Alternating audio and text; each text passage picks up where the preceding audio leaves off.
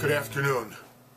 About a week back I discovered I had a weak back, and therefore I am talking to you via video rather than in the class.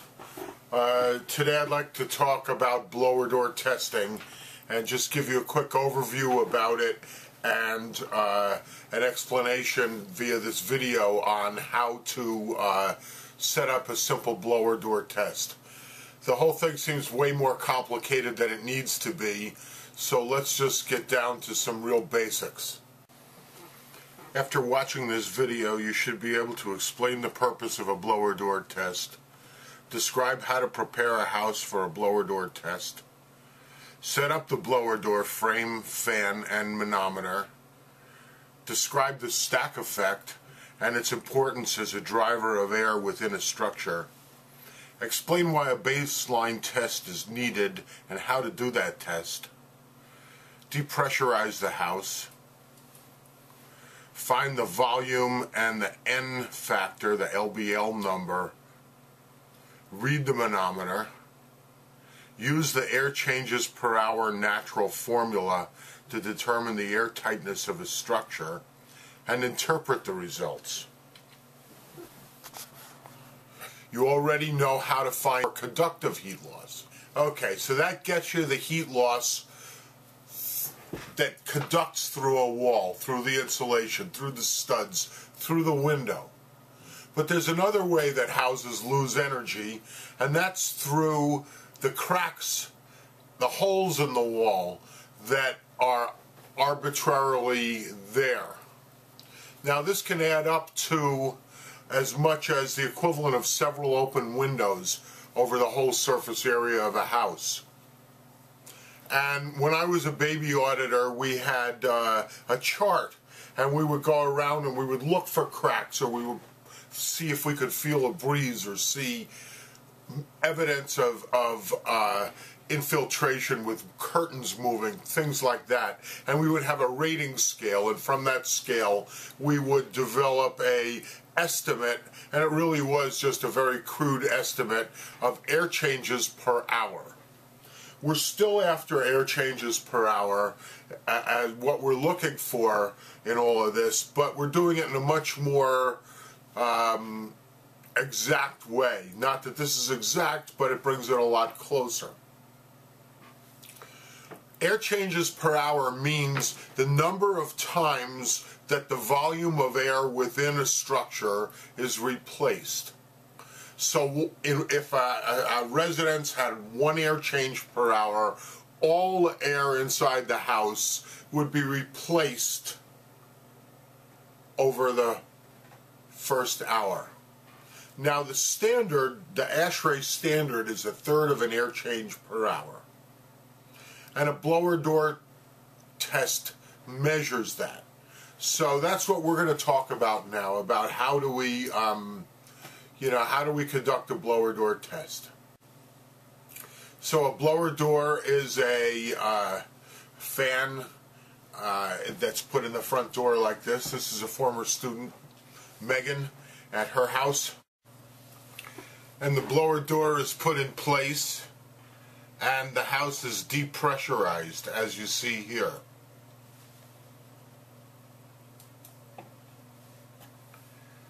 The house is depressurized to a known pressure.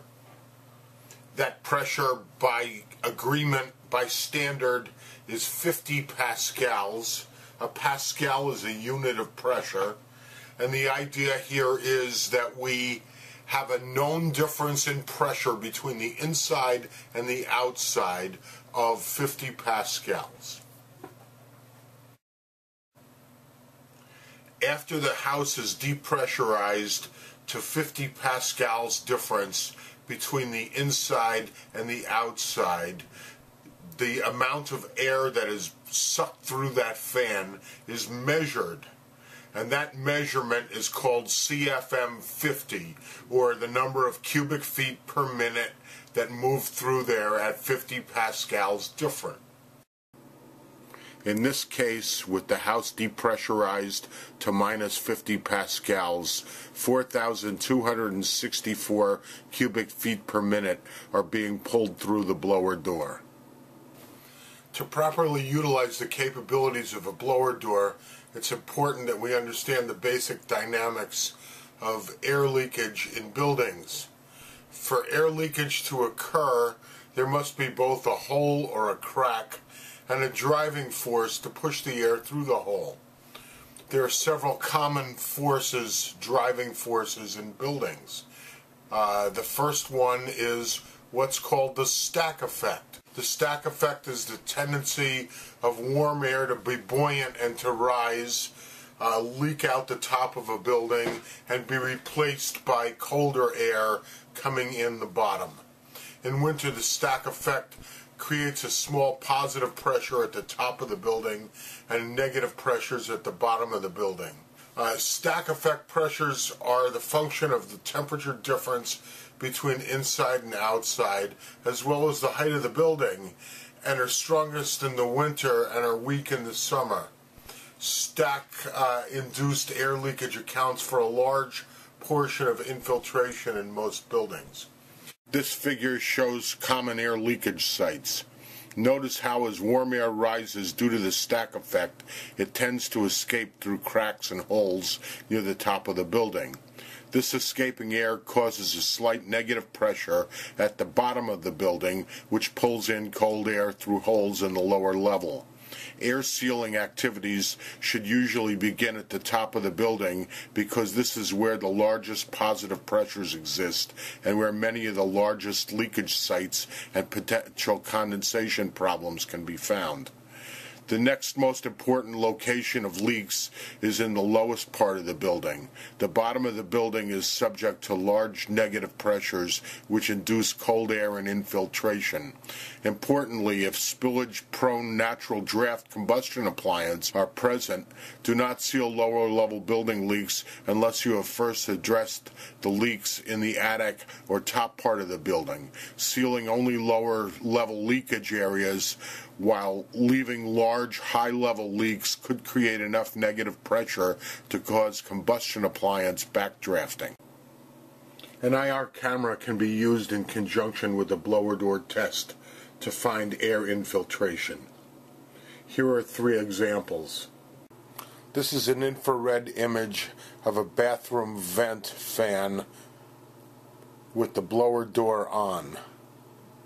Red is warm and blue is cold, and you can see the blue, that's the air that's been drawn by the blower door from left to right in this image.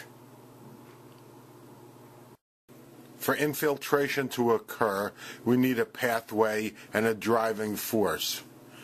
A wall that's not air sealed will provide a pathway, and a blower door simulates a 30-mile-an-hour wind.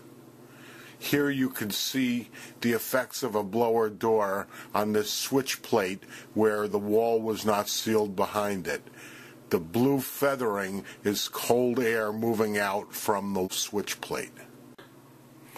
In this photograph of the gable end of a cathedral ceilinged room, you can see the blower door has pulled in cold air that's 62.4 degrees, and it's spreading down the wall. You can see in this photograph there's a range between 62 and 71 degrees. In addition to these common leakage sites, there are also large leakage paths associated with hidden construction details such as attached porches, cantilevered floors, and overhang. Here are some potentially important leakage paths which are often overlooked by crews using traditional weatherization techniques. Use of densely blown cellulose insulation or other barrier-type air sealing techniques at these key junctures often result in dramatic air leakage reductions. The other major driving forces that will move air through a house are wind pressure, point source exhaust or supply devices, duct leakage to the outside, and door closure coupled with forced air duct systems. You get to the house, you want to set up the blower door. Take a look around the house, see what you're dealing with. before you set up the blower door. Make sure all the doors and windows are closed. Shut off all the combustion appliances. That means you can use the emergency shutoffs, but make sure that, for example, gas-fired hot water heaters are shut down, supplementary heat sources are shut down. Make sure that flues and dampers are closed. And if you've got any fireplaces and there's ashes in them, make sure to cover those ashes up so that they won't blow all over the place. After that, all you need to do is tie all small children and animals down. No, I'm just kidding. Setting the blower door up really isn't hard. The first thing you want to do is put together the metal frame. Put it together so all the pieces are facing with the cams inward. Adjust the frame so it fits snugly into the door. These are the ones that just basically force it solid. This one isn't really forming a good seal. Well, we've got the other one we could throw in too. The one with the it's right behind you on the couch. Right.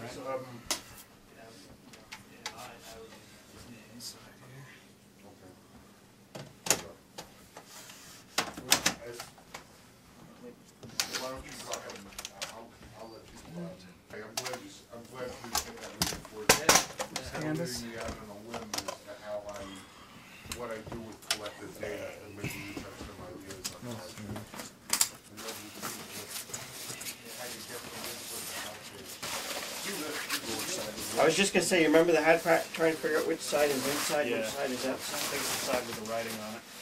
Like this. Velcro with the top. This thing is setting up here for the blower door. I'll get the bottom and then you can put your top up. Put the cloth onto it. I usually hang it first from the top just to hold it. So when did this class start? And then I adjust it from the bottom and work my way back up to the top, taking up the slack. And so you've all had a chance to set up the door. Been to Put the blower in, then throw this one in. 3, 4, We gotta lock all these out first. 4 of their houses. The requirement is they've got to do an audit of a house, and they can choose their own right out there. I lock the cams so the door is fit snugly in there.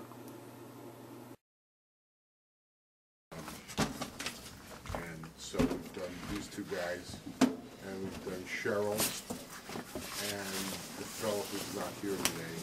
Then you put the fan in.